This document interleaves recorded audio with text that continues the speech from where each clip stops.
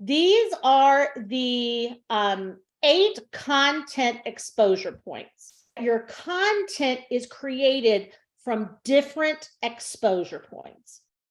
So what content is, in essence, is an exposure of yourself, of your intelligence, of your life, of your business, of your knowledge, of your education, of your environment, in which you should be creating everything from a place of people going, oh, I'm in her home.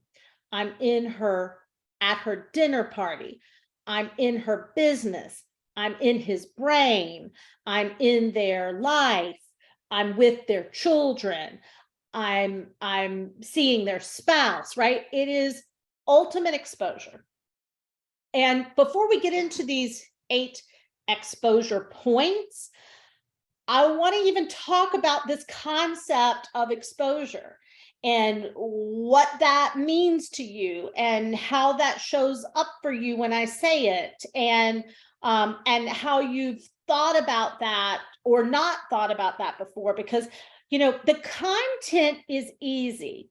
The psychology of the content is what I want you to get really great at, because once you nail the psychology of the content, then you see everything is content, and you see what to use and what to throw away, and you get out of these kind of one note places. Now, when I said it's kind of one note content coming from a one note place, coming from a one note angle, I said to avoid that.